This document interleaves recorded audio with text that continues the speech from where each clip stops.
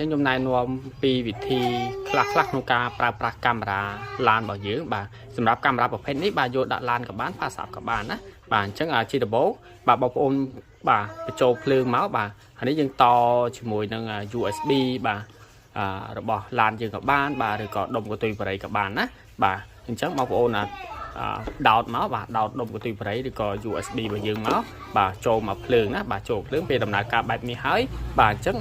នៅពេលដែលមាន memory គឺវាចាប់ផ្ដើមថតហើយបាទនៅពេលដែលបើកបាទនៅពេលដែលយើងបញ្ឆេះឡានឬក៏ pass up របស់យើងគឺ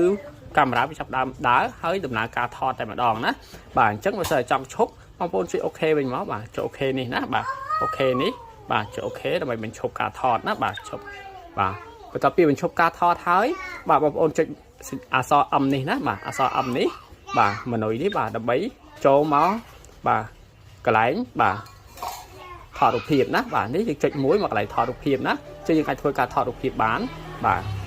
អបចំមកបាទបងប្អូនលឺសូ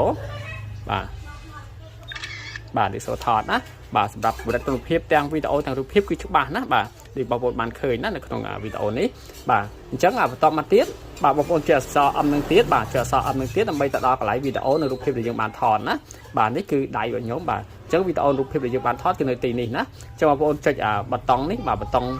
បាទព្រួយនេះឆ្វេងស្ដាំនេះបាទបងយើងរើសបាទយើងរើសយកវីដេអូឬរូបភាពណាដែលយើងចង់មើលណាបាទអញ្ចឹងឧទាហរណ៍ថាបងប្អូនចង់មើលវីដេអូហ្នឹងបងប្អូនចុច play មកបាទចុចអូខេមកណាបាទចុចអូខេ play មក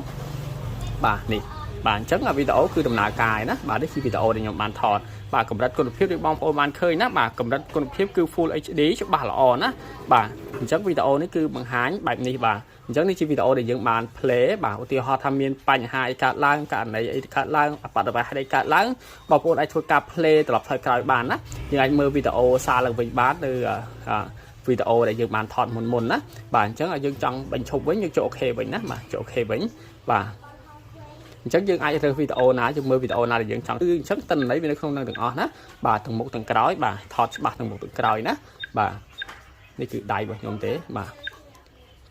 អញ្ចឹងបើសិនជាបងប្អូនចង់លុបវីដេអូដែលបងប្អូនថតនេះបាទអញ្ចឹងបងប្អូនចុចប៊ូតុងនេះមួយមកបាទចុចប៊ូតុងនេះសកាត់ឲ្យជាប់ណាបាទខ្ញុំចុចប៊ូតុងនេះសកាត់ឲ្យជាប់បាទអញ្ចឹងនឹង load ឲ្យ function បែបនេះមកអញ្ចឹងបងប្អូន select យកខាងលើនេះបាទគឺ delete មួយណាបាទបងប្អូនចង់ delete មួយបងប្អូនចុចប៊ូតុងនេះមកបាទចុចអូខេមកណាបាទអូខេមកបាទហើយបងប្អូនចុចសញ្ញាព្រួយនេះណាបាទដើម្បីរើសមកខាងអូខេបាទរើសយកអូខេបាទបន្តមកទៀតបងប្អូនចុចអូខេទៀតទៅបាទចុចអូខេលុបណាបាទអូខេបាទនេះលុបមួយណាបាទតែបងប្អូនចង់លុបទាំងអស់ណាបើសិនជាបងប្អូនចង់លុបទាំងអស់បាទបងប្អូនចូលរើសមកក្រោមនេះបាទយក delete all នេះណាបាទអញ្ចឹងបងប្អូនលុបទាំងអស់បានណាបាទឬក៏ format ណាឬបងប្អូនចូល format ដើម្បីលុបទាំងអស់ក៏បានណា format គឺល្អជាងដើម្បីសម្អាត memory របស់យើងណាបាទអញ្ចឹងបើសិនជាបងប្អូនចង់ format បាទបងប្អូនចុចប៊ូតុង M នេះវិញបាទអញ្ចឹងបងប្អូនសកាត់អក្សរ M នេះឲ្យជាប់ណាបាទដើម្បីទៅដល់ការកំណត់ណាបាទដើម្បីចូលទៅកាន់ setting បាទការកំណត់ផ្សេងណាបាទអញ្ចឹងបងប្អូនចុច M ឲ្យជាប់មកបាទចុច M ឲ្យជាប់បាទស្កាត់ឲ្យជាប់បាទនេះអញ្ចឹងនេះជាការកំណត់ផ្សេងនៅក្នុងកាមេរ៉ារបស់យើងណាបាទអញ្ចឹងមុននឹងចូលទៅដល់កន្លែង format បងប្អូននេះខ្ញុំណែនាំចំណុចសំខាន់ជូនណាបាទពីរបៀបប្រើប្រាស់កាមេរ៉ាយើងណាបាទអញ្ចឹងបងប្អូនចុចប៊ូតុងបាទសញ្ញាព្រួយនេះមកបាទចុះក្រោមមកបាទនេះខ្ញុំសូមណែនាំតែចំណុចសំខាន់ទេណាបាទទី1គឺចូលមកដល់បាទcycle record នេះណាបាទអញ្ចឹងការ connect Wi-Fi ជាមួយនឹងទូរស័ព្ទបាទខ្ញុំសូមវគ្គចុងក្រោយបាទអញ្ចឹងព្រោះវគ្គហ្នឹងត្រូវការទាញបាទយក app ដើម្បីមកប្រើប្រាស់ណានេះខ្ញុំសូមណែនាំពីចំណុចសំខាន់ក្នុងការកំណត់កាមេរ៉ារបស់យើងសិនណាបាទអញ្ចឹងcycle record នេះបាទគឺកន្លែងកំណត់នីតិថតណាបាទអញ្ចឹងឧទាហរណ៍ថាបងប្អូនចង់1នាទីផ្ដាច់ម្ដងបាទ2នាទីផ្ដាច់ម្ដងឬ3នាទីផ្ដាច់ម្ដងបាទឬថតរហូតក៏បានដែរបាទតែជាទូទៅយើងគួរតែកំណត់បាទព្រោះថាថតរហូតអត់មានទីកំណត់ឈប់ទេ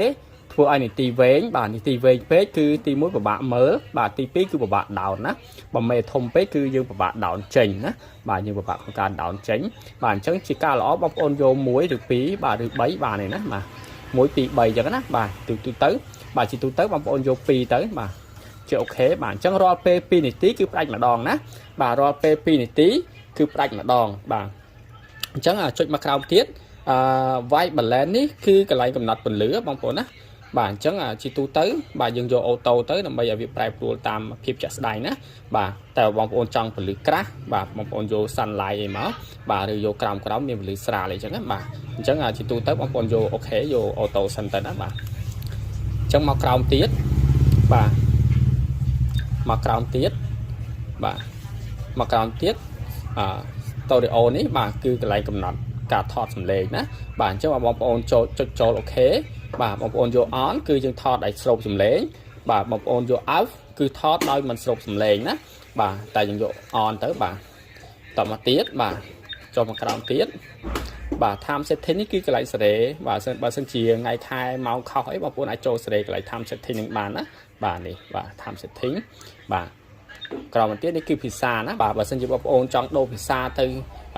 វៀតណាមទៅចិនទៅឥណ្ឌូទៅម៉ាឡេអីគឺយើងដូរលេងនឹងបានណាបាទតមកទៀតនេះគឺ screen saver ណាបាទកន្លែងកំណត់ entity ឲ្យក្រង់រលត់ណាបាទហើយ format ណាបាទនេះគឺ format អញ្ចឹងកន្លែង format នេះបាទអញ្ចឹងបើសិនជាបងប្អូនចង់ format បាទបើសិនជា memory យើងពេញវាច្រើនពេកយើងពិបាករបងប្អូនចង់ format បាទបងប្អូនចូល format ឡើងហ្នឹងមកបាទពេញមិនពេញក៏ដោយបើយើងចង់ format បងប្អូនណាបាទបើចង់ format ចូល format ឡើងហ្នឹងមកណាបងប្អូនជួយអូខេហើយបងប្អូនចុចសញ្ញាព្រួយដើម្បីមករកអក្សរ K បាទអញ្ចឹងបងប្អូនចុចអូខេទៅគឺ format ហើយណាបាទអញ្ចឹងខ្ញុំសូមចុច M ដើម្បីចេញទៅវិញសិន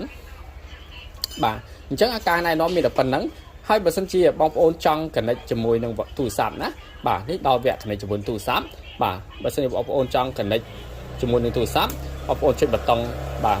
mode នេះជាប់មកបាទប៊ូតុងអក្សរ M នេះបាទបងប្អូនចុចគាត់ឲ្យជាប់មកបាទវានឹង load មក function ដដែលការកំណត់កម្មវិធីដដែលណាបាទអញ្ចឹងបងប្អូនចុច select យក